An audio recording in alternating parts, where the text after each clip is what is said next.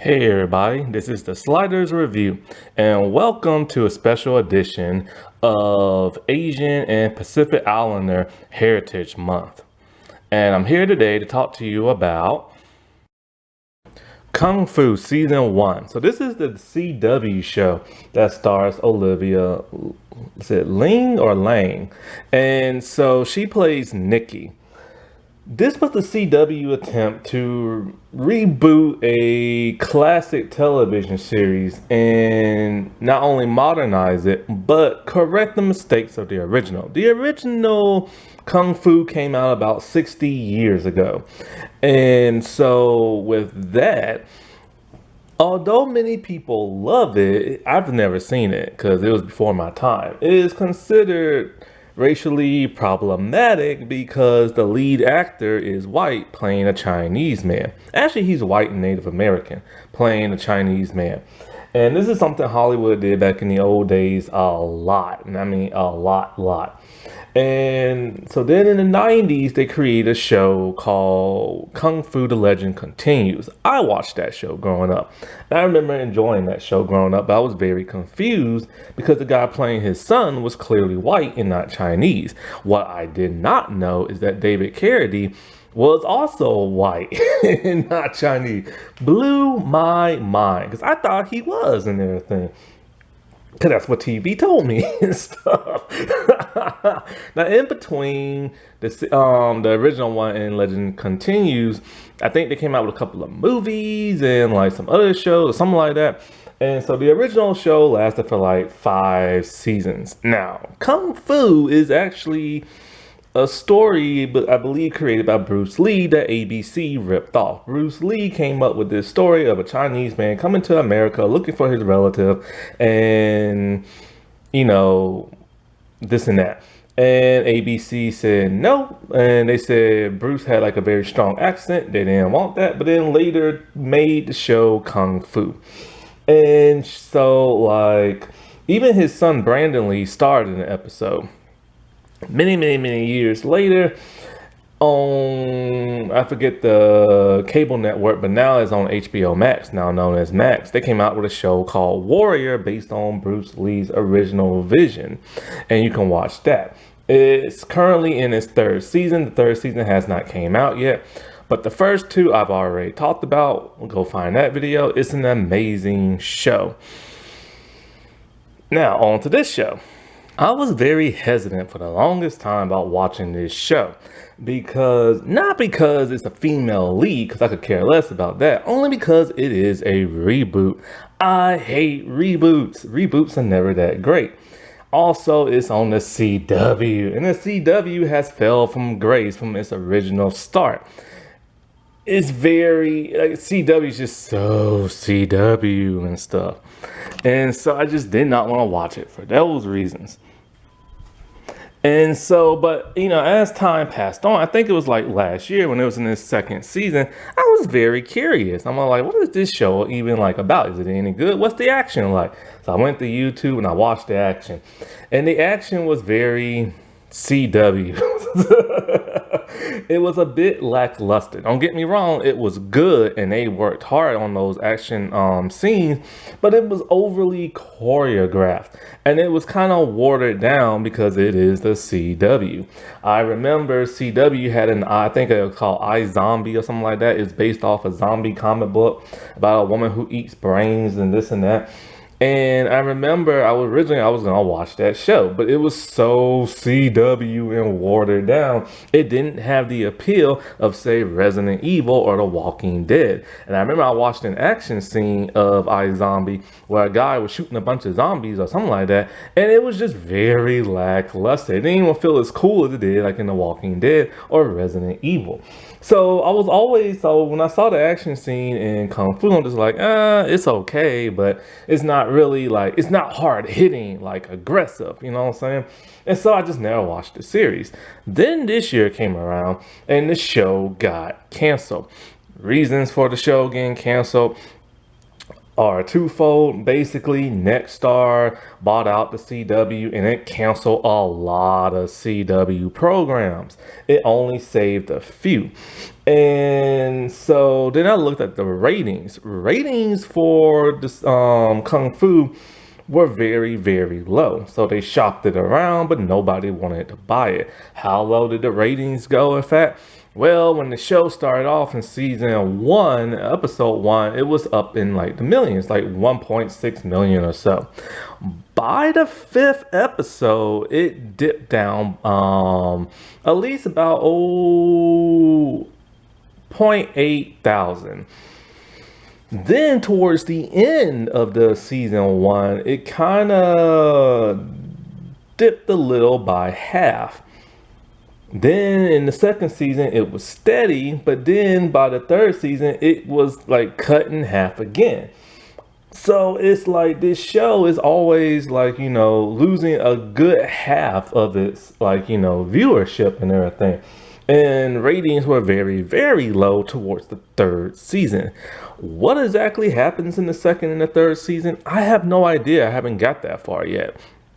I don't have Max no more, so I can't watch the second season. However, I can watch the third for free while it's still on the CW app, and I need to hurry up. I'm very curious, but I'm very scared at the same time because it's the CW and they always do what they always do.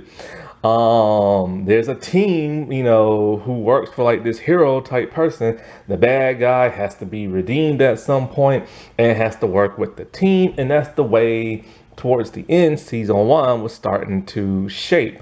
Now, how exactly do I feel about season one?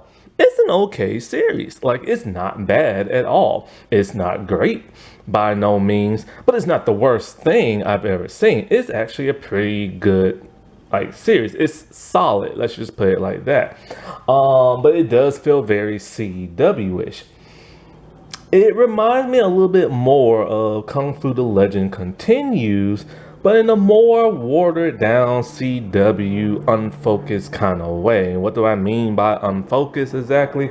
Well, before I say anything else, let me just say I praise the fact that they corrected the race in this show. Thank God there are actually Chinese people playing Chinese people and stuff.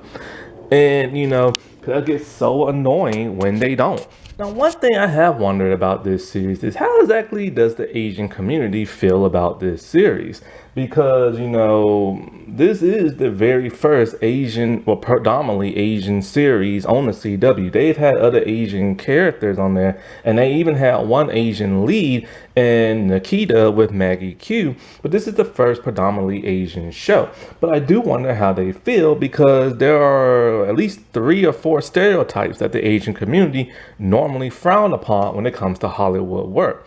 One of those is being martial arts, just in general. They get tired of like every major thing that has to do with Asian people being about martial arts. Because, they say not every Asian person knows martial arts. So they don't want to see every lead series it has to do with that. Another thing that could be, that could anger them is the fact that, well, one of the Asian characters is a doctor. And that's one thing that they say they're tired of seeing in Hollywood. They're tired of seeing Asian people play doctors. Another stereotype that happens in here that they get kind of tired of seeing is the smart Asian person who's good at computers and stuff. And there's one that's like that in here. So also the whole Chinese folklore stuff. That's another thing. An Asian girl being a valley girl and stuff. So it's it makes me wonder how they're gonna feel about this. If they had problems with Wendy Wu, Homecoming Warrior from Disney Plus many years ago, then it makes you wonder if they're gonna have a problem with this. And so I am very curious to know what the Asian community feels about that. I went online just to see if I can find anything on YouTube about it. Of course, you got the stereotypical toxic, white people talking about, oh, it's woke and this and that. And so that's not going to help anything. There is one guy who talked about it and said it's not as bad as, he thought it was going to be. I don't know exactly what race he is. I didn't finish watching the rest of the video, but I can't find nothing on an Asian person commenting on this show. So I really don't know how they feel about this show. But somebody was watching it because it got 3 seasons, even though the ratings were low. And that doesn't mean nothing for the CW because it don't matter how low our ratings are. They will keep pumping out season after season like they did with Dynasty. Dynasty was their lowest rated series on the network, but yet it got about 5 seasons until it finally came in with this whole next star thing. Let's not forget about Riverdale. Riverdale season 1 ratings were atrocious, but people watched the crap out of it on Netflix, which caused them to keep renewing it. Riverdale is a mess of a show, but it keeps getting season after season, but now it's finally coming to an end. And so if it wasn't for this whole next star thing, I truly believe Kung Fu would have stayed for at least a couple more seasons. And so, like, what this show entails is similar to like the original, but different. Here, you have Nikki, played by Olivia, and she's a college student who has, I believe, a boyfriend or a fiance, I'm not sure which. And so, like, Evan is like, her guy. And so, like, next thing you know, like, her mom doesn't approve of Evan. I forget why. I'm not sure why. I don't think they ever explain why the mom doesn't approve of him. He has a good job and everything. It could be race, maybe, because he is white. But then again, if you know anything about the Asian community, and I'm not even making this up, man. How many Asian women have you seen with a white dude? Like, seriously. It's all over my city. It's all over TV. I mean, like, there's at least a good dozen Asian, like, actresses I follow on social media. A lot of them are from the CW and other networks and other shows and stuff. And every Asian actress I follow is with a white guy. So maybe that could be why the mom didn't like him or something. And so because of all this and people trying to control her life and this and that, for whatever reason, she just said, screw it, I'm heading to China and I'm gonna become a Shaolin like monk or something like that. And so she learned martial arts at a Shaolin temple. And her Sifu, like her instructor and everything, her karate master, is very kind towards her, almost like a mother figure. Well, basically what happened is it's revealed that a woman, whose name I can't even pronounce. Oh, here I go trying to pronounce the name. Zylan Z, something like that. Played by Yvonne Chapman. She goes to the temple, attacks it with her little ruthless gang and everything, and kills the Sifu and everything with a magical glowing sword with a green handle. When Nikki touched this, it reacted to her and stuff. So now because of this, Nikki is on revenge and wants to avenge that of her master. And so she heads back to America after being gone for about 3 years or so. And her father is overwhelmed to see her. He's thrilled to have her back. He's missed her so much. Her father is probably like one of the best characters I've ever seen in a show. Her sister's happy to have her back. Her brother, on the other hand, is shady towards her when she comes back. And her mom is very strict and grumpy when she comes back. So things are a bit uneasy for her when she comes back.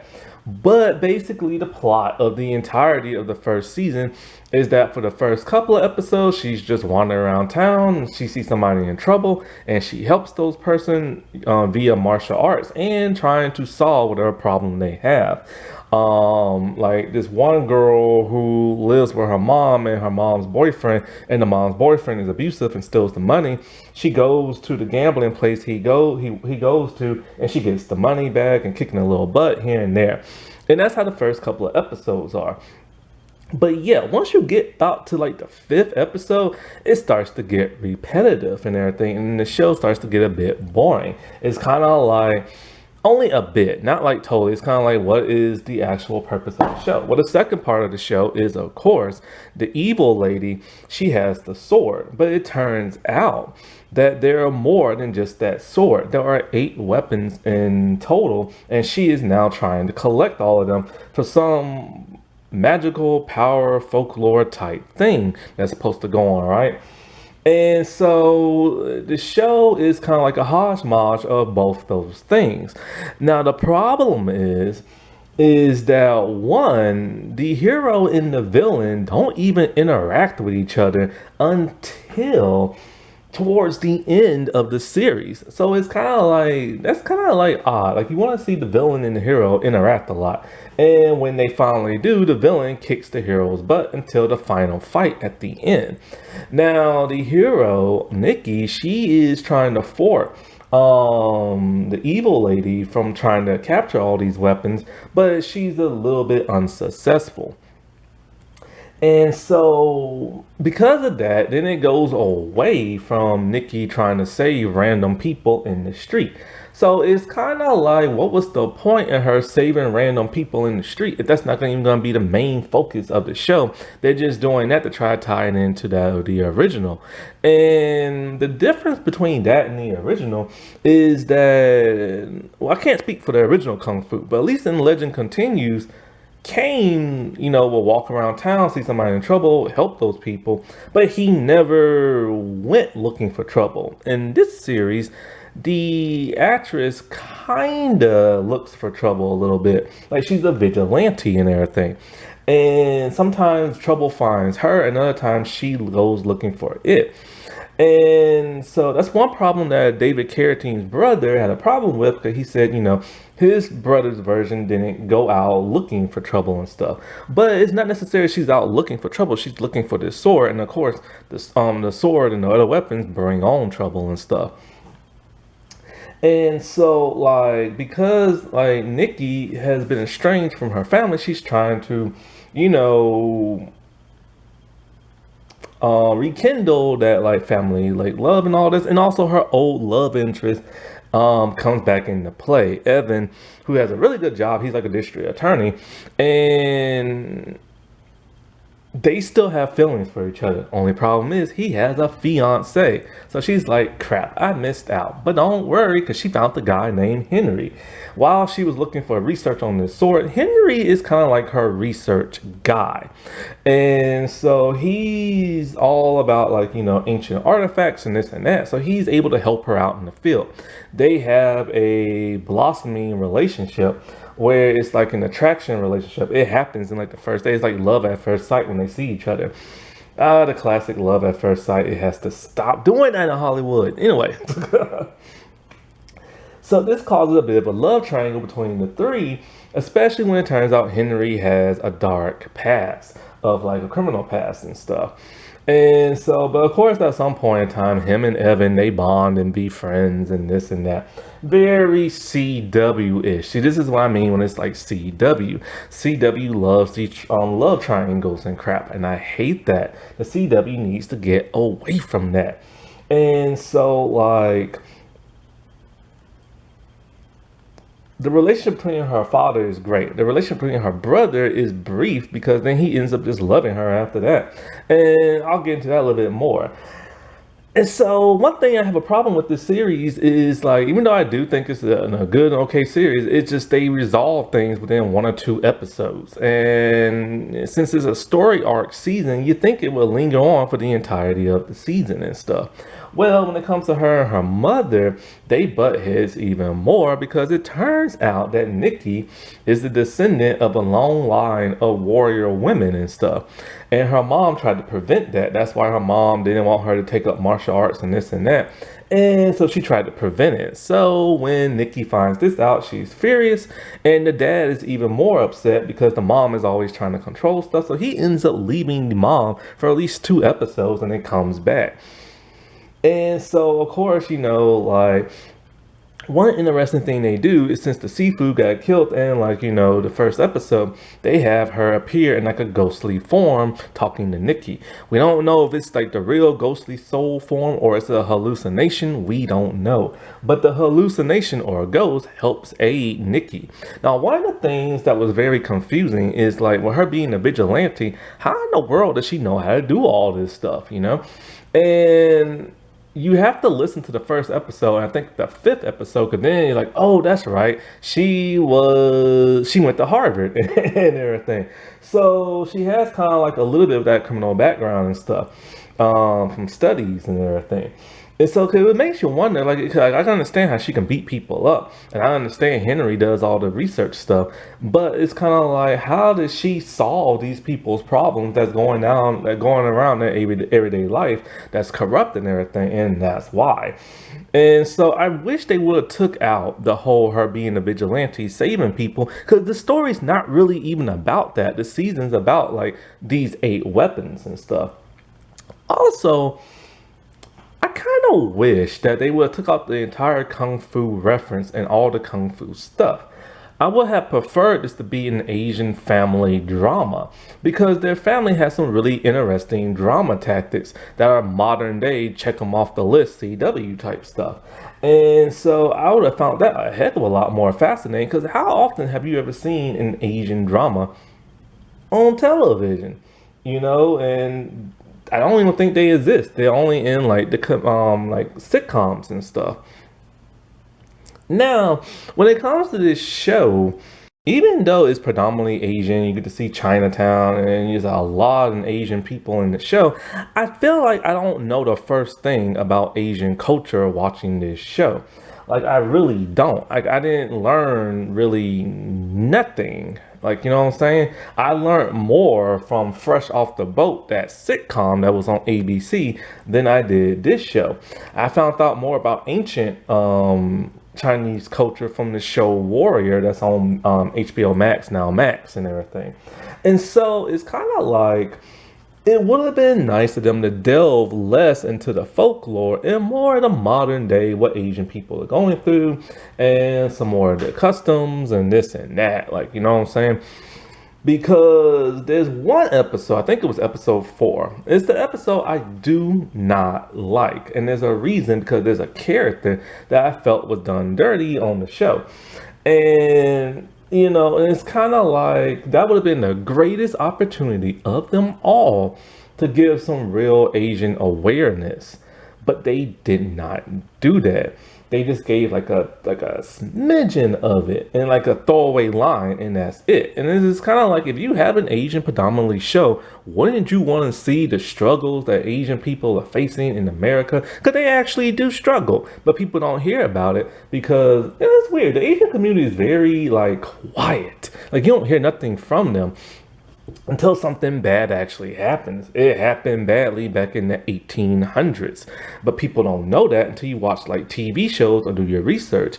Then, even in the early 1900s, like the 70s and 60s, they were still being treated badly. Heck, they were still being treated badly even in the 90s, but people didn't know that until you watch a show like Fresh Off the Boat, and you see they still get picked on because of like this and that.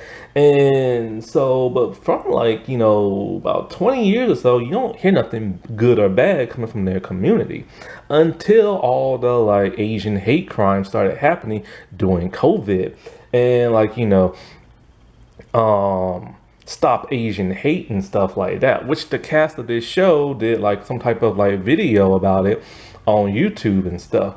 And I'm thinking to myself, well, if you can do that on YouTube because something bad's happened in your community, why not focus on an episode like that? And I don't know, maybe they did it in season 2, maybe they did it in season 3, I don't know yet, but they could have done it in season 1 because this show came out 3 years ago, And so let me actually get into why like that episode bugged me so much. So like, her brother Ryan, when we first see Ryan in the first episode only, he is very shady towards his sister, talking about, oh, I have no sister, she left and this and that, and blah, blah, blah, blah. He is a doctor, and so he works in an Asian clinic and stuff like that. And what is it? But then by the first episode, he sees how much of a warrior his sister is, kicking butt, and he's just kind of like cool after that, and so he doesn't have a problem with his sister no more. Now, his only story arc in the entire first season is he's gay. That's literally it. Like, that is literally it. He has no real defining character arc in the first season. And so, like, of course, they gave him the cliche of him being in the closet, not telling his family. But then when he finally does tell his family, they're all like, yeah, we know and we don't care. We just love you. And I'm just kind of like, that's it. Everybody's cool with it. Even like the stern, mean, grumpy mother. Like, I would have appreciated more if the mother had a problem with it. Then they could have built more of a storyline around both of those two, like falling out, but then coming together and her understanding her son can just be whoever he wants to be, and she should love him for who he is, and then like accept him and everything. That would have gave him a more of a story arc, him trying to, like, reconcile with his mom and trying to convince her not to be like a bigot or something like that. And they missed that complete opportunity. A lot of modern day television is missing that opportunity. Every time you see a gay character or an LGBT character of any kind, it's always, everybody's like, cool, we accept you, whatever. That's great. And that's trying to, like, put in the minds of people you should accept them. But the world is not like that, as you can now see what's been going on with LGBT rights and everything. So it would be beneficial for television storyline to be a little bit more realistic and have, like, say, okay, everybody else is okay with it except for one person. Then build on that storyline. And so, like, so his family's totally okay with it, but he was hiding in the closet for like no reason and everything. So all of his struggles and his story arc was just like pointless because he had none and stuff. And so, but then it comes to his boyfriend Joe. And this is the problem I have with that episode and the character of Joe. Joe is Ryan's boyfriend. Not only is he his boyfriend, but is his black gay boyfriend. And this was really interesting. I appreciate that they did an interracial couple because, like I said before, when you see Asian people, mainly Asian women, they are with other Asian men or they're with white men, and you rarely see them with anybody else. The only time I've ever seen that was in California Dreams when Sam dated Tony, and Tony is black and she is Asian. And the only time I ever saw that again was in Ghost Rider when Tina, who is Asian, and she dated Alex, who is Hispanic. And it's very rare to see that on television. So this was cool that they did that. Only problem is they had nothing for Joe. They have nothing written for him. So they just like, okay, well, let's just make him the boyfriend. That'll be his story arc. But no, he needs more than that. So, okay, let's make him a black advocate. Really? Every time on the CW, when they introduce a brand new black character, they're always an activist for black civil rights. And it's never done genuine. It's literally just checking it off a box. And that pisses me off because I would not mind seeing a storyline like that because I am black. But I don't want to see it when it's disingenuous and everything. And so when it's disingenuous, I said miss, I'm going to say this. When it's disingenuous, then it just comes off as fake. And that's why, because of modern day storytelling, they have to check these things off boxes because these storylines were never added in the past. And so because of that, every show is like that now, and it feels like it's literally just cramming it down your throat.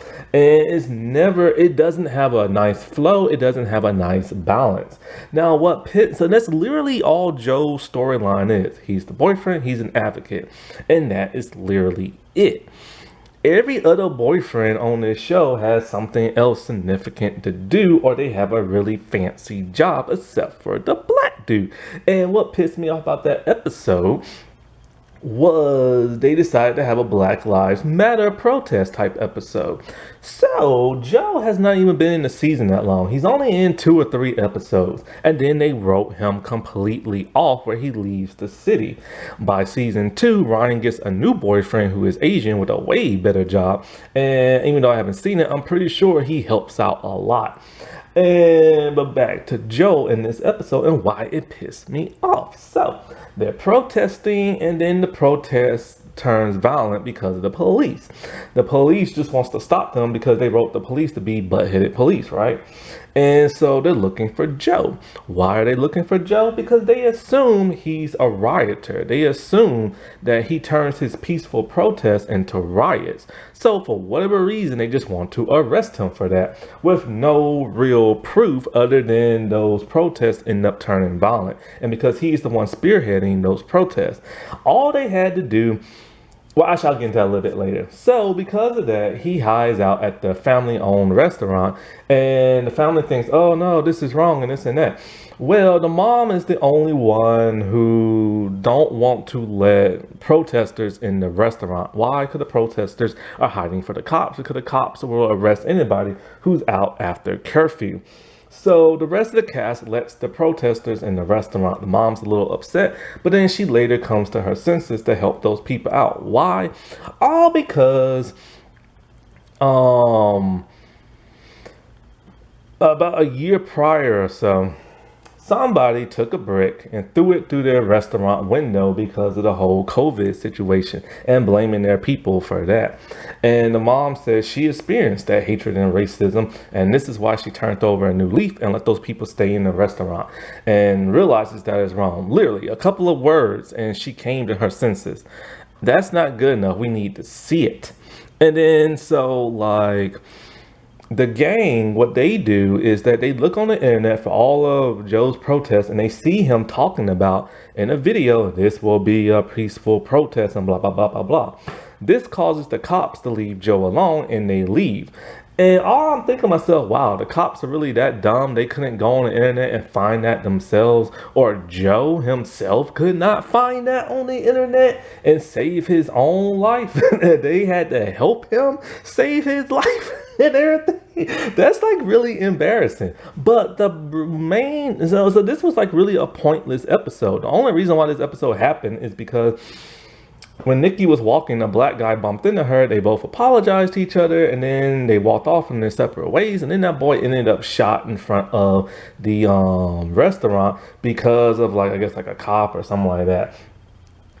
And so they didn't really put no focus on the boy getting shot just for like a crazy cop. And the protest, we really don't get to see nothing from the protest. They just had the people running from like the cops. So it wasn't really effective on how they tried to tell this story. But the real main problem I had, other than those problems, is why did they do a Black Lives Matter protest and not something that involves actual Asian people and Asian hate? That would have been a lot stronger episode, because this is a predominantly Asian series.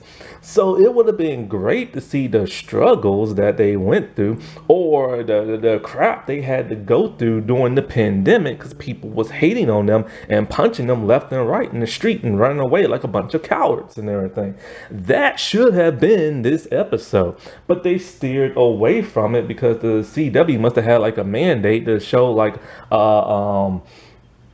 Black awareness type episode when it should have been an Asian awareness episode. It was the biggest missed opportunity in the entirety of this show. And I don't know why they steered away from that and everything. They could have shown how like maybe the mother or the father was walking around and got sucker punched by somebody, and how that started like protests and stuff. Why do I have to write this show for you? But instead, they went with the only black character who's ever been on this show and made it like a Black awareness and a disingenuous type episode. And so he's even, and then this is how dumb his character is. He's tweeting his mom, testing his mom, talking about he's worried and she's worried that he's about to be arrested and all this other crap. And all he had to do was go on the internet and show the cops, like, look, man, it's about about as peaceful as it can get. But he couldn't do that.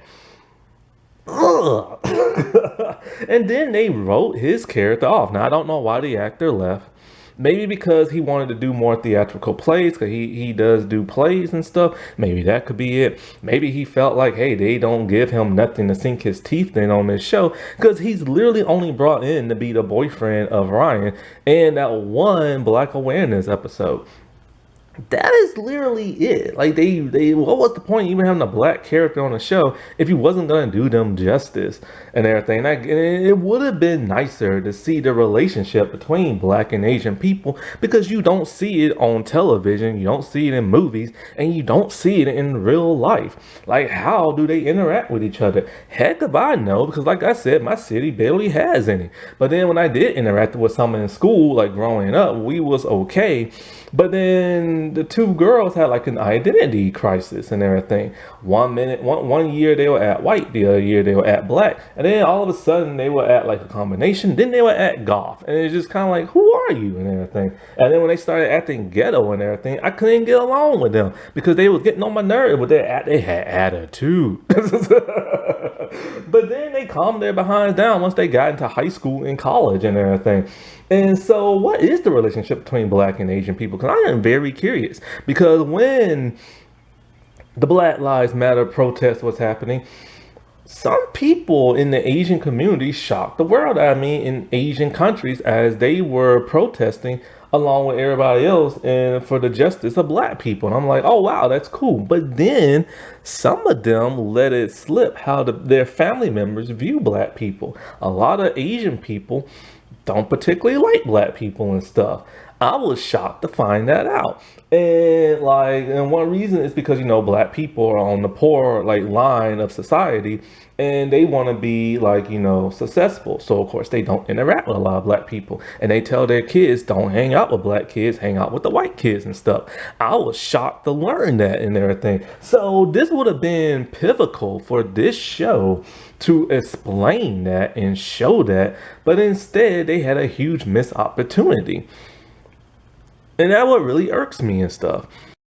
Also, how do Asian people even feel about the LGBT? This was another missed opportunity for the Ryan character.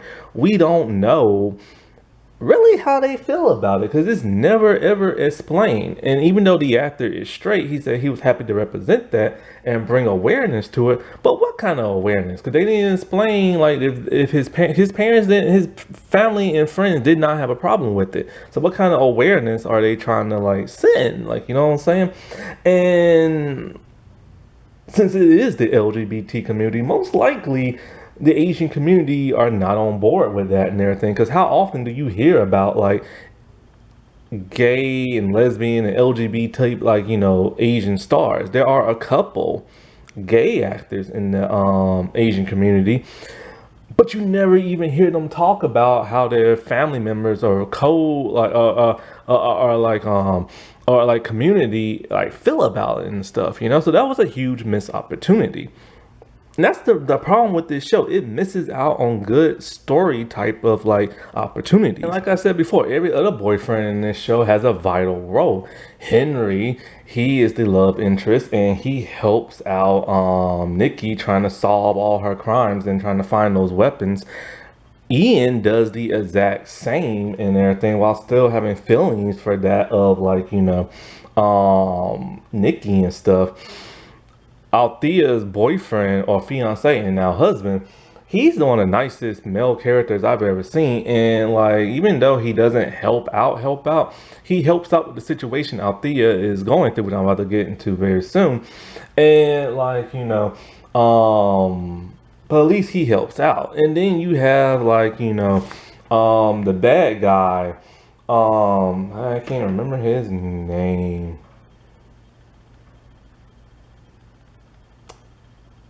Crap. Keon, I think his name is. He's a gangster and he befriends the bad lady, and even you get to know more about him and his backstory. But the lonely black dude gets absolutely nothing and everything. Come on, man. Althea, she is the sister of Nikki, and she is an Extreme Valley girl. and she's very, very, very Valley girlish and stuff. Think of London Tipton from that Disney Channel show, just not as hyper. And so, like, she is marrying a super rich dude, like an extremely rich dude and everything. And so the guy's mother believes that, Althea's just using him for money and stuff like that, wants him to sign a prenup, but he won't do it. It causes a rift, but then he later says screws his parents, and then he's back with Althea. He will do anything for Althea and everything. And so, like, she's also extremely good with computers. So she's able to like research and hack stuff and stuff like that. So she helps out Nikki trying to find like these weapons. Her only story arc, other than her being a computer whiz and like her being a valley girl and getting married to a rich dude, is that they gave her a very CW checkmark storyline. It turns out she has a dark history. What happened? One day she's with her college professor and he starts touching her inappropriately. And so she has a Me Too storyline. And while it's great, I feel like don't let that be the only thing that drives her character throughout the entire season. And it does. And so I'm like, couldn't they like incorporate that into like a different storyline or put it in like season 2 or something like that? But basically, this is the entirety of her story arc and stuff. And so what makes it terrible, we never get to see this professor, this person who did such wrong stuff to her and everything. Ouch, my neck hurt. And like he did all like this bad stuff, and it's kind of like we never get to see those two interact. We never get to see those two argue. She doesn't get to have her hero moment with him because he's never seen. And so she goes on this long speech about how she hates people objectifying her, talking about, oh, you got nice curves for like an Asian and stuff like that. And so she hates being told stuff like that. And so like that was a good message to send because who knew, you know what I'm saying? And stuff like that. Like who knew they hate hearing stuff like that? You do hear people say stuff like that. And the only reason why you hear some people say that because some people in the Asian community, and depending on what kind of job they have, it's a little plastic and everything. But some of them are naturally born and grown. And so like when people see curves on the Asian people, they do tend to say that. And a lot of people don't realize that that's a bad thing to say. But it's great that a TV show will point that out, you know what I'm saying? And so like she mostly deals with the professor's lawyer. He wants her to sign an NDA and all this other crap. She decides to do it and take money from him so she can donate it somewhere. Problem with that, she took money from her assaultant and everything. So she's starting to lose her case, but then the fiance helps her out and everything the best way he can. I'm not quite sure what happens at the end of this story arc. Only because it seems very check mark off the CW list and everything.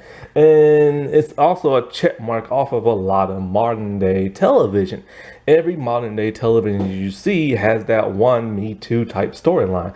And the reason for that is because the Me Too is a very serious topic. And also because it happens and people don't speak up and people don't get punished. And so society and television is trying to teach people now to speak up, but people are still being quiet. Like look at Elliot Page, who used to be Ellen Page. They just wrote a story out about something bad that happened with a male actor back when he was Ellen, talking about I will like bang you and everything to prove you're not gay and everything. And he will not reveal the person's name. So why are you letting this person get away with it and everything? And so it's like, I get that's why they keep putting it in a lot of television shows, but they're putting it in every television show. And then it starts to become a little bit main of the focus. Like the Pretty Little Liars Original Sin, that became the main story arc for the entirety of the season. And it's like, it's never done in a very genuine, balanced kind of way. It's just like you see this, you hear this, and like just so of course with the villain, they never like every time there's like a black person getting shot, and all of a sudden there's a black person. So basically, the reason why she's so evil, and it's like because her sister genuine, let it have focus, their evil father, you know, Pei-Ling, I believe, is the sister's name, but mostly, but here it's just a couple of episodes one and done type with the sword. You know, this causes she's trying to fight like him in the legal battle and stuff. But once again, we never get to see this guy, and so it kind of takes away from what he did. We don't get because she wants the sword and she wants to rule and all this other crap. So basically, she hangs out with this gangster dude who can help her get the rest of the weapons. And then it turns out he has daddy issues because his dad is the real villain. See, Misdirect, he is the real villain of the season. And it's him who wants this mystical power and all this other crap. And it's just like the dad wasn't even introduced towards the end of the series. So, you know, they all fight for the power, and the power goes into Nikki, and it goes into how the heck you say this woman's name? Xylin or something like that.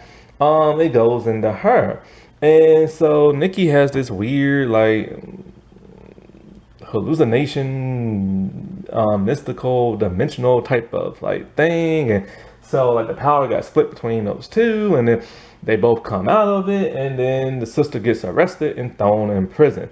Only for the first episode of the second season, the sister escapes and everything.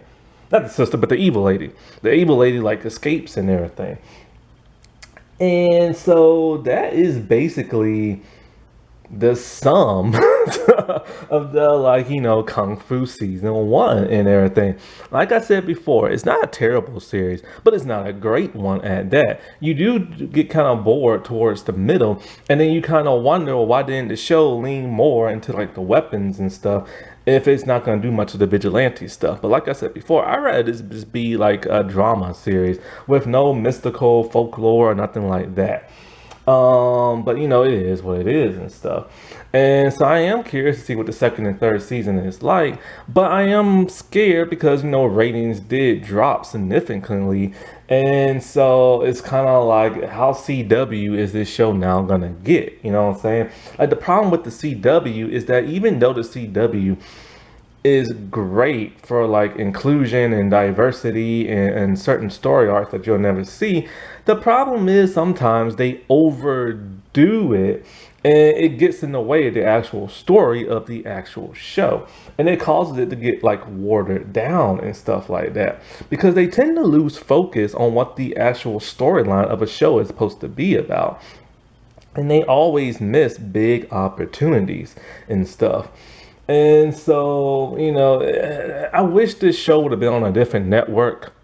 Because if it was on a different network, like a streaming site or something like that, oh, they would have had like stronger storylines, stronger story arcs, more hard-hitting martial arts. Because even though the martial arts is good in this, it feels watered down. Like a Power Ranger fight scene is better and more intense than, like, you know, this show. And I hate saying that because I don't want to rag on it, because it's not a terrible show. It's just, it's not as good as it could be. But the martial arts is a whole lot better than the original Kung Fu series. Happy Asian and Pacific Islander month, everybody. Alrighty, well, I'll talk to y'all later. Bye.